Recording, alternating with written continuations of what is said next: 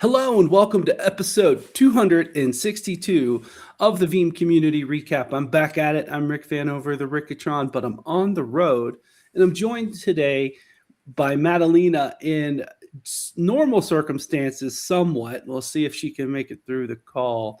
But Madalena, how are you doing today? Yeah, hello, Rick, and hello, community. Yes, as you said, a little bit, under the weather, I guess, with a sore throat, and it's a little bit difficult to speak. So if I'm going, to cough a little bit, forgive me. I'm going to try to put myself on mute. Hopefully, it's not going to be the case for many times, but doing well, extremely busy with the community, a lot of good projects, a lot of good stuff going on. But how are you? I am at home and I'm going to be at home for a while. But how are you doing? You are again on the road. Tell us about that. Yeah, again on the road. Actually, I'm doing great. I really am. I had a busy last week with the VMon event and the Analyst Summit event. And that's usually two separate things. So the industry analyst and then the VMon. And actually, I kind of don't like putting it there because when we do a lot of the work for the Analyst Summit, I use a lot of that for the VM100 Summit. It's just adjusted a little bit for the audience. The industry analysts want something different than like our top community engagement members. But it's I'll have to do unique work again, so it's that's the only bummer that I'll have. But we'll talk a little bit about the VMon New York event in the content here. But no, I'm good. I mean, it's starting to get summer. I got a little bit of sun on Monday. We had one of those, we call it Veeam Me days, which hopefully you, Maddie, did something good, even if it's just rest. But a Veeam Me day, we have 4 of those a year, 1 per quarter, where it's basically a company holiday. And if you have never, the viewers, if you have never worked for a truly global company, this is a true gift because there's only like January 1 that everybody celebrates. The rest of the year, whatever's a holiday for you is not for someone else. So everything keeps going. So company holidays are where it's at. But yeah, so I'm doing okay. And you know what else is doing okay? The community. All right, it's doing great. I'm looking forward. Great content for today. So I would say let's jump in. All right, now I'm still using the new tool and I'm on one screen, so please, viewers, please forgive me here. And I think we are, no, you don't want to see my files. That's not that, well, that could be interesting. Well, let's start with our first piece of featured content. And this is, let me see if I get it right, Andrea. Antonio D'Andrea, you got it on right. Last name, oh goodness. All right, sorry, Antonio D'Andrea. You changed your avatar. It threw me off. All right. So Antonio D'Andrea, a legend from Italy. His is our first up piece of featured content, Veeam V13 and the Spectre of NTLM. Now, I have a lot to share here, but what caught your eye on this one, Maddie? So yeah, that was really great from Antonio. I actually love that generated AI image, pretty good one. But yeah, we are looking here at Veeam V13 running in a work group on Windows Server 2025. No domain, no DNS, clean setup, but also one where things can really break in unexpected ways.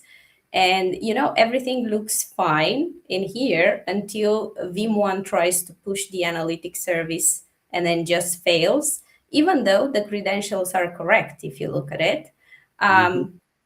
And yes, you guessed it, that right. This isn't a Veeam issue at all.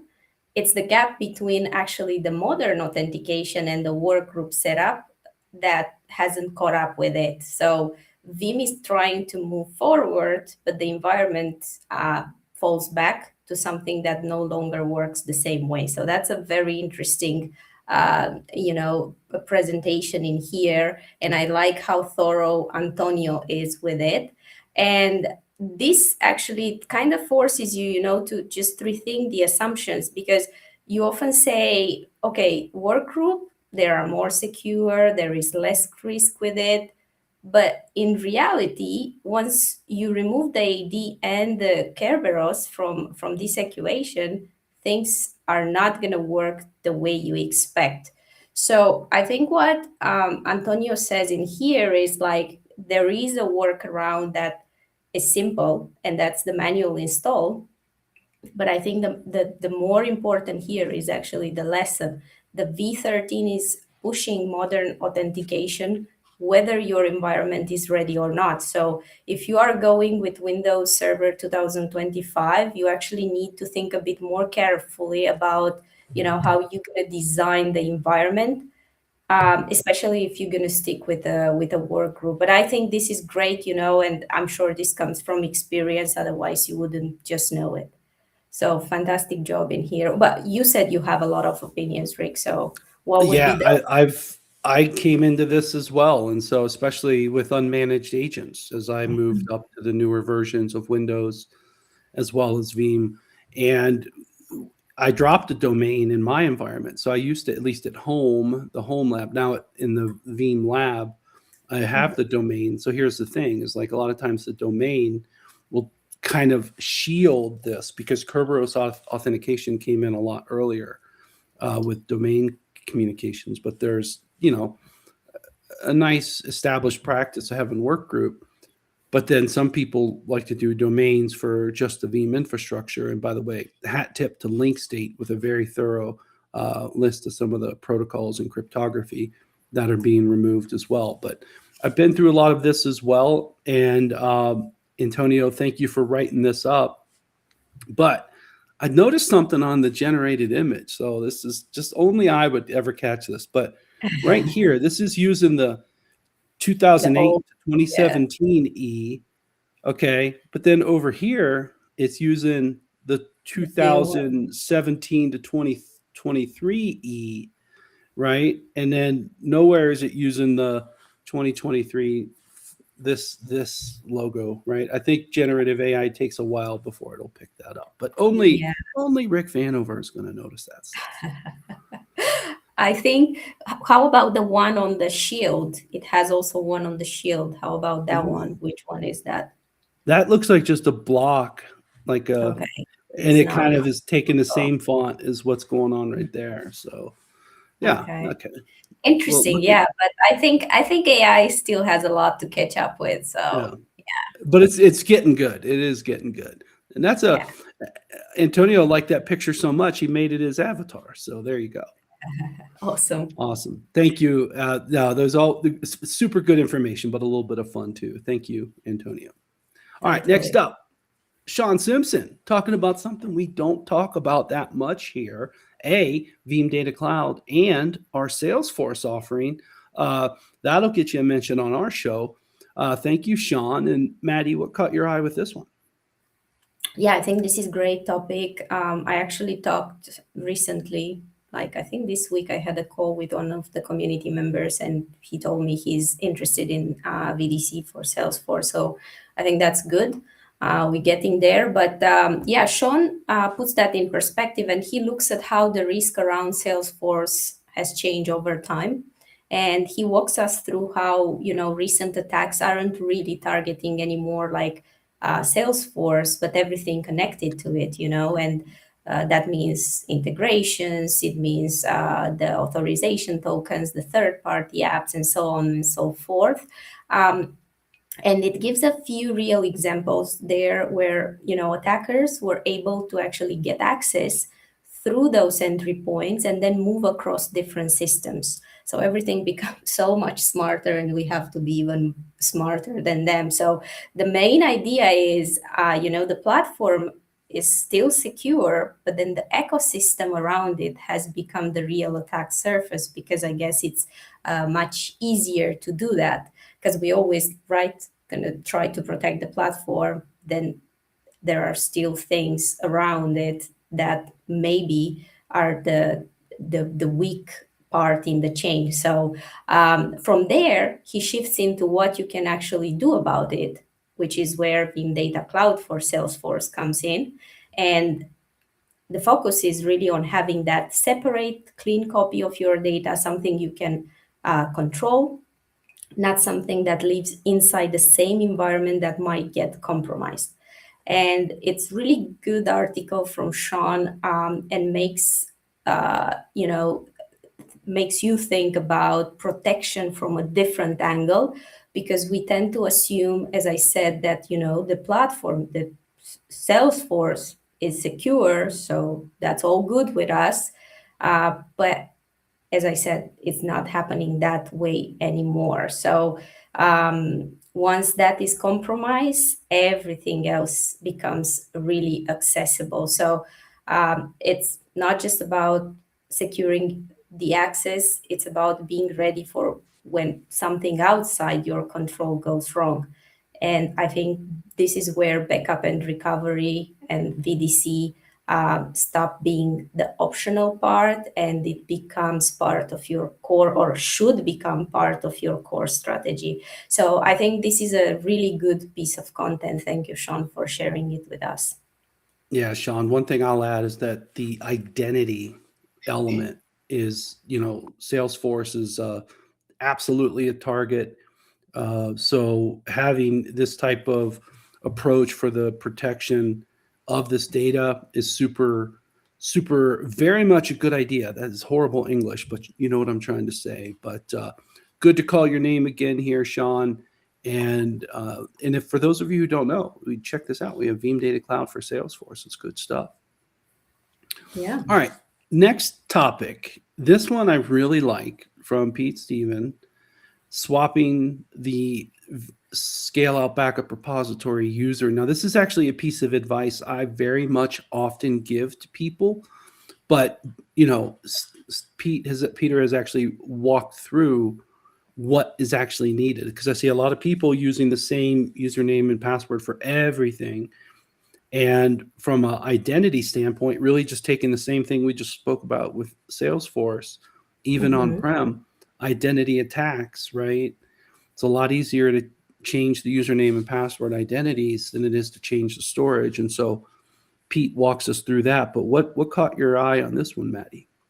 Yeah, so you kind of gave already an idea of what he's trying to explain in here in this article, but this is a real challenge that they had at his company, and that's dealing with permissions across a lot of those scale out repos. And this came up during a VBR server migration, where the local user changed, but all the existing permissions still point to the old server. So he was like, well, with so many repos, there's just no practical way to go and fix that manually. So he's like, instead of clicking through everything, Peter just said, you know what, I'm going to just build a script to just replace the old users with the new ones across all repos in just one go. And I think that's very smart, because when you hit a limitation like that, it's great to just think out of box and how can I do it, because there is so much, on your plate. Sometimes, maybe you are understaffed. There is so much to do. So I think thinking out of box and finding way to automate it is the way to do it. And I think that's the moment when your scripting is not optional anymore. It's just like what you should do. So I guess for anyone basically managing larger environments, they should not rely only on the UI, right? At some point, you really need to go after the automation. Otherwise, even something basic like changing a user, it's going to turn into much more work than it's needed and it should be. And I think that was very smart. As Pete says in there at the end, he put a disclaimer, and I like that about it. It's just like, this is something he created. This is not, Veeam script, so use it at your own risk. This is what he says. So I like the fact that he put that disclaimer in there. But really great. I really loved it. Yeah, and you can get the script over at his GitHub repo. We pulled that up just a moment ago. Very good stuff. And you know what I like about this, Madi, is that because the script is in place, it's going to get done consistently. So I feel a lot of click ops, you have some error prone. So this is going to be really good stuff. So thank you, Peter. All right, Vanguard Blog Spotlight. And this one's a little bit different. We can call it Vanguard Wiki Spotlight. One of the newer Vanguards, Lucas KR from Germany, and his company, one of the outputs he does is make this Terra Cloud Veeam Data Protection Wiki. This is really incredible, and it's available in English and German. Yeah, totally. I mean, I think it's actually, is it in English and German? I thought, because I went to the German one and I could have translated it. Oh, okay. Yeah. You could have just, okay. I just went, to the browser and I translated it from there. I didn't even realize. Well, yeah, you could go to another language that way too. Yeah. But that's great. Actually, first of all, I want to say welcome to the recap. Welcome to the Vanguard program, because I didn't have the opportunity to say, we haven't met yet in person. We're going to most probably, fingers crossed, meet at Veeam 100 Summit this year. But welcome to the recap. This is the first time, I think, when we are mentioning his name. And maybe we mentioned it previously if he posted anything, because I think he is Lucas K, if I'm not wrong, in the community hub. This is his username. And I have a feeling we might have mentioned him with some different content before he became a Vanguard. But anyway, this is the first time we are mentioning him in the VBS. So it's welcome. this Lucas. That's Lucas K. Kruspersky, I believe is how they say it. Yes.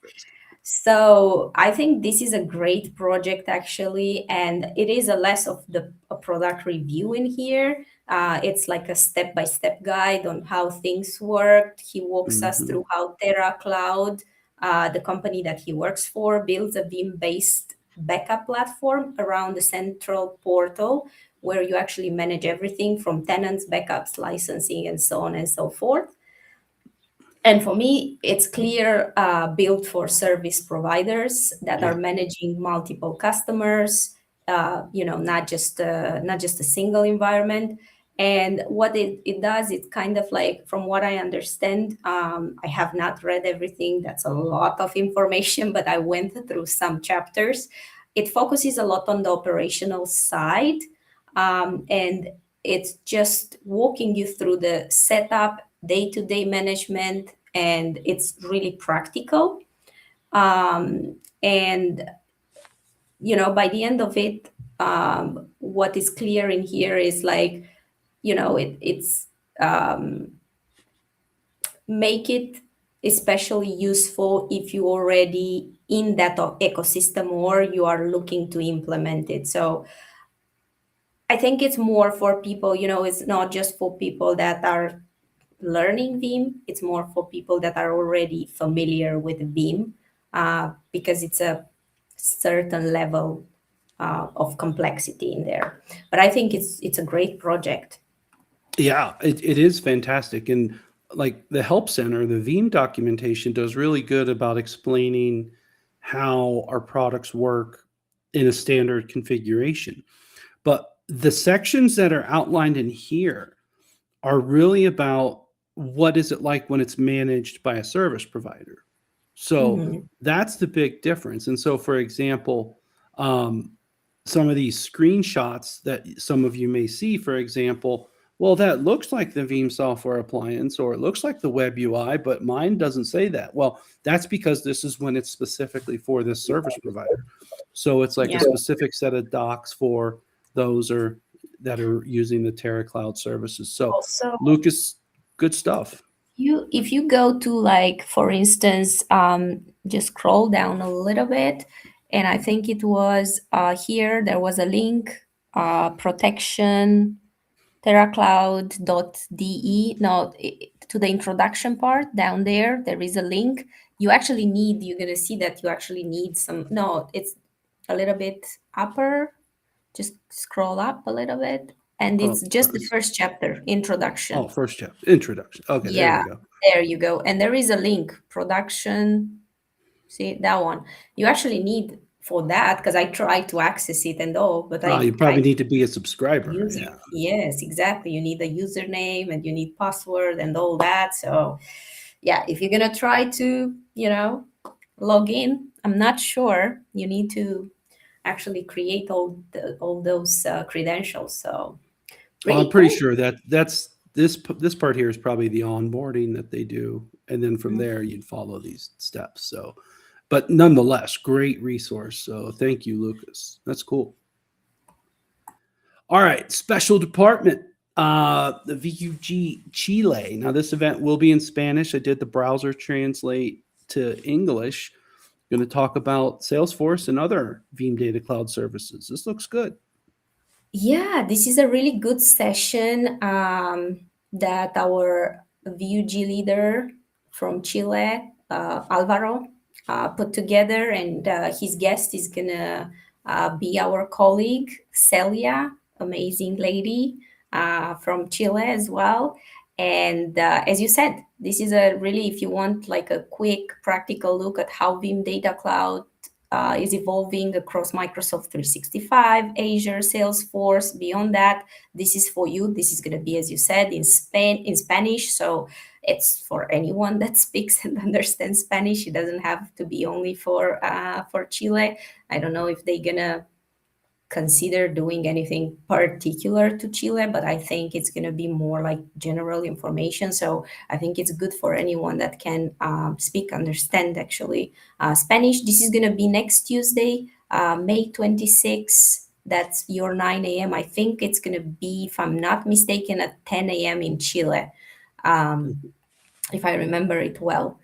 And yeah, I'm super excited for that. I'm gonna be there, and I'm super excited. We are also working with Alvaro to get ready our first in-person VUG Chile event for August, September, when I'm gonna be there for some VOTs. So pretty exciting. We're gonna do some great stuff this year, but you have time to register for this one. And I see something that I need to actually fix in there, because the registration button, it's not functional. If you go to that Right line here. that is blue there, up, Oh, I think this right. there. This Yeah, this hidden yeah, button. I yeah, think it exactly. might have maybe when I translated it broke it. Okay, because now it works. Okay, Yeah, I think in native, I think it's okay. okay, okay. So I'm gonna check it out anyway, just to make sure it works. She may But or may yeah, not let's. be a perfectionist, everyone. Yes. Yeah, good Awesome. stuff. Thank you, Alvaro. Thank you, Celia. This looks fantastic. All right. Next up in special department, kind of a special person with a special story that we're going to put in special department. And it's Mhm. Jeff's incredible Veeam New York story, which I'll talk a little bit about my point of view. I think this was him coming in. He got a good look at one of the big bridges there across the different boroughs. We were downtown, like we were in Manhattan. It was about as urban as you get in the U.S. He went over to Brooklyn Heights. He's a little bit of a tourist. I love it. Mhm. But what's crazy is he had, okay, so here he is showing up for the event. We had an expert bar. Oh my goodness, who's that guy he's putting on the TV? But there's Rasmus at Lab Wars, but he had And to be in famous suit. Toronto. It's just crazy. But he had to be in Toronto the very next day, Oh and my. he flew to Buffalo and walked across the border. He did a separate post somewhere about that because the Toronto KCD days were the next day, and so he actually left Veeam and flew to Buffalo, walked across the border, and then rented a car and drove to Toronto. He just had the time was so specific. I can't believe he did that. He wrote a I mean, story up about that somewhere. it looks like he had a lot of fun in New York at Veeam, so that's the most important. And I really appreciate him for putting Yeah. together, taking the time, to share his experience. It's great. We have so much technical content, and that's the purpose of the Community Hub. But I love also this, Yeah. okay, I've been to that event and I had fun and I've seen the community and it was great and I learned that. And sharing a little bit of personal stuff, I really like Yeah. that as well. It just Softer side of life. Yeah. exactly, exactly. And then, he gives us a little bit of the vibe from New York, Veeam. So I think that's great. But talking about that, Rick, why don't you tell us how was for you? And is there any like relevant, exciting news that you took away from New York, from Veeam New York? Well, I would recommend everyone go watch watch at least the keynote that we did from Mhm. New York. Okay. Okay. Because that really tells the story of data and AI trust, of where we're going as a company. And it's super relevant now. And there's also still time to register for London on 3rd June, as well as Sydney in July, as well as Veeam tours around the world, which those are going to be, they're starting very soon. June, they go, some of them go into November, right? You have to zoom the world a little bit for you. But what I can tell you is this was very much a move to tell a broad story, a top level story that resonates with business leaders. And Mm-hmm. these are some of the breakouts we had.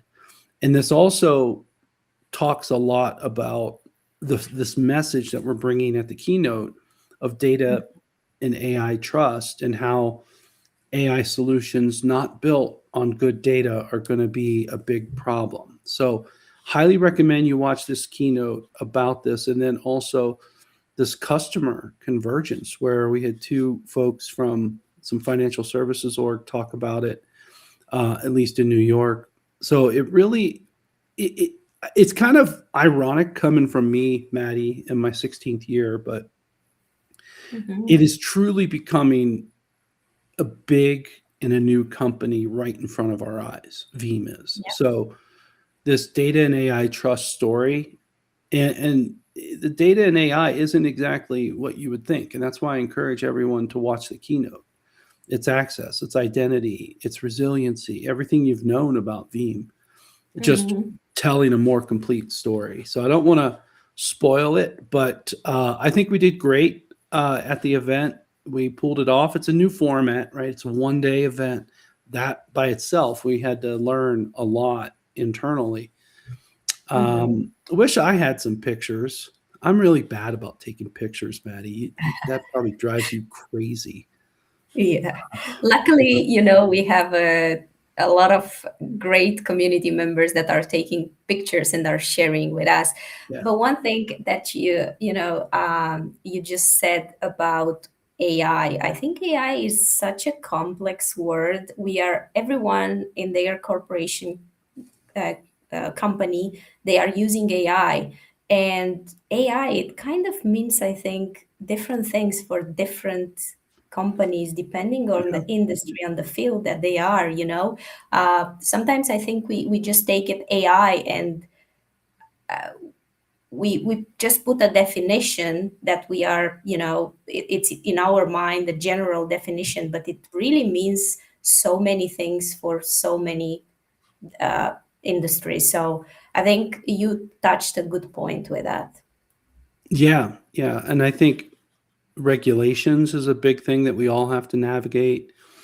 We show the first view of the one single platform. That's a big deal. The Veeam Data AI Command Mhm. platform. Safe use of AI, again, building on the quality of the data. And then the resilience, the heart of what we do, right? So it is a journey. Mhm. And so there's a couple of screenshots here of event um, highlights, but basically this is really a good time to take a fresh look at Veeam. And Mhm. here's the thing that doesn't change. What people know about our products, that's not changing. It's all leading up to this overall outcome of data and AI trust converging. So that's the whole story. So I'm excited about it. Do encourage everyone to at least watch the keynote. That's a good story to kind of see. And there's a couple of previews of Veeam Data Platform 13.1 that we sneak in there also. Mhm. So good stuff. And then Veeam tours around the world. We're just Veeaming on and on and on throughout the world this year. It's going to be awesome. And I That's think great. I can't remember how many. How many are you going to go to this year? I am going to Veeam tours, but we are going to organize, as I said, some VUGs around those Veeam tours in the region because, Hmm. if I'm going to be there, why not? Yeah. And it's always good, because we haven't had an in-person VUG in Chile yet. We haven't had in Panama. So we are kind of trying to, give that start with those in-person events. So I think it's going to be good. Carolina, that you met last Hmm. episode, she's going to be with me as well. So I think it's going to be super fun. We're going to meet our leaders in there because we do have Alvaro in Chile. We do have um, Pablo. Esteban is going to be there, so they're going to support us at Veeam Tour. So really looking forward to all of that because we did grow our community in there, so that's fantastic. I think the latest one is this. The last two of the year are in November in Geneva and in Zurich. So Yeah. it really just, you can use this mechanism here to, focus through and find ones in the region. I mean, there's a lot of them. So definitely check And it out. Rick, talking about, let me just mention something. Talking about the Veeam tours, you're gonna be in Munich, right? When Yes. is that gonna happen? I can't remember. Uh, June, hold on. I'll June tell you. 18. Munich one is, I want to say, the week after London. Yeah, 10th There to you go. June 10th. So that's coming very soon, like not even a month in. yeah. So you're going to be there and all our German community is going to be there and we Mhm. have a Veeam community booth with a lot of goodies on top of that that is going to be managed by our community members, and on top of that we're going to have an ice cream cart in there, What? Veeam community What? branded. So that's gonna be so fun. And that's gonna be in Munich. We also have the same in Italy, not the ice cream cart, but we do have a Veeam community booth. Um, we have swag in there. We also have a fun experience in France, in Paris, at Vimon Tour in Paris. So if you are going to go to any of this, you can get your swag, you can get some interactions with our community members. I think in Paris, what we are doing, it's a passport. So you're going to have to go, that passport, you have to go to each of the booths, get a stamp, and then you're gonna participate to like a drawing at the end, and then if you have to register at the community hub, put your details, and then you're gonna have the chance to win a Lego Hmm. with Team Community. Hmm. So how cool is that? So we're gonna work on more experiences throughout this summer with different field marketing teams, and we're gonna involve our Veeam community members like the VUG leaders, the legends, the vanguard. So that's gonna be super cool. I'm very excited about that because I think it's so fun. We didn't have the opportunity to do it in New York. We are not gonna do it in London, but we're gonna do it at Veeam on tour. So Indeed. awesome. Appreciate all the work you and the team do for that, Maddie. So, and they really are grassroots. They're doing it all by themselves. So good Yeah, stuff. no, thank you, Safia, because she did a lot of that work. So thank you, Safia, for that. So the last piece of featured content, Maddie, you had an idea and it worked. Tell me about this one. So the story of the VMOX for style debate, it's funny actually, because I wanted to start like before South Africa, I wanted to start a expert corner, which was a similar concept. But then I went to that Women in Technology event where they had the Veeam Oxford style debate, one of the sessions. And I was like, why am I not putting it in this format, only Mhm. that at the community hub? So that one brought a lot of good stuff for me. As I mentioned, that was a really good event.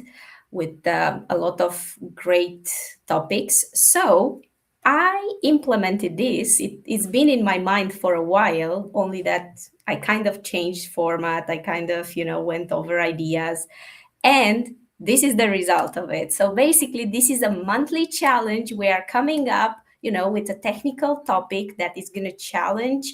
It's going to give this one. Let's say it was easy for just the first episode. It's not that difficult, but I saw that there are some people for. Many of them are against, but few are for. So I like that, people are challenged and they are giving us some amazing, information in there, and they are participating in, and they are challenging others. So I think this is going to be fantastic. Yeah. Danilo said that he has some great topics that are very challenging, so he's going to support me with some challenging topics. So it's great to see that the whole community, is enjoying it and participating. And one thing, so one person, once we're going to close this, as I said, it's a monthly based. We started it like a few days ago. It's going to close in June. One of our technologists or someone in product management is going to go over the comments, the posts, the answers, and they're going to decide which one was the most insightful perspective from their point of view, and that person is going to get one badge, which is that one that you just showed, Oxford style debater. And that person, it's going to get in the contest that we are going to have in December, but I'm not going to give any details on that. That's going to be a surprise, and there's going to be prizes. So cool stuff. But I'm challenging you, Rick, as well. I'm challenging you again, for or against. You want me to go now, or you want me to type it later? Yeah, just go now. Let's see. All right. So I'm going to have to go with against, not picking after some of the comments, but I think that immutability is part of it, but it's not the only. The part that I have the most issue with, Madi, is right there, is only. Mhm. So there's a lot to it. So I think I'm against for that reason. Mhm. I love this. The only thing I'm gonna challenge you. Okay. Okay. What if we did 2 badges, the best for and the best against? Okay. Cool. I like that. Because I kind of think we might get stuck sometimes. Okay. Yeah, Right. I like that. Okay. We'll do that. Awesome. Cool. I like it. All right. So I'm against, because I think it's the only is the killer. Sometimes it comes down to just how things are worded. It's like that. It kind of self-selects sometimes. So I love this. I've got a few ideas for this as well. This is great. Yeah, Cool you should Good job. definitely. You should definitely tell me your ideas, because we can use it. I think the more challenging it is, the more people are gonna try and give some really good answers. So I think yeah, this is gonna be a collaboration project, and I'm looking forward to it. And I don't know how to turn off the screen share. The little widget is gone away. I am having trouble again with this, friends. I'm so sorry. I'm usually, we'll just do it. We'll just have to leave it this way. I don't know how to stop it. It's like the little widgets went away. They're gone. I don't understand. It's okay. I don't understand. It's not too bad. I think this is a good image. I like it, double. Well, how about that? Look, there we go. There you go. I'm almost professional with this. We self capture this, friends. So we do our best. We try. Yeah. All right, Madi. So good stuff. Normal circumstances next week for me. Ooh, awesome. Yeah. Same for me. But the week after, I'm going to be on vacation. So I think you're going to just need a new partner. In London. Let's sort that out. Might just be then a post. have a Might be a feeling. post, or it's actually easy if I did it myself, just one person record. So we'll figure it out. But 263 will be you and me. 264, I'll find out the night before. So we'll see. All right. Well, hey, Madi, thanks so much for curating all the content this week. Sure. My pleasure as always, Rick. All right. Have a great weekend, everyone. We will see you next week on 262. 3.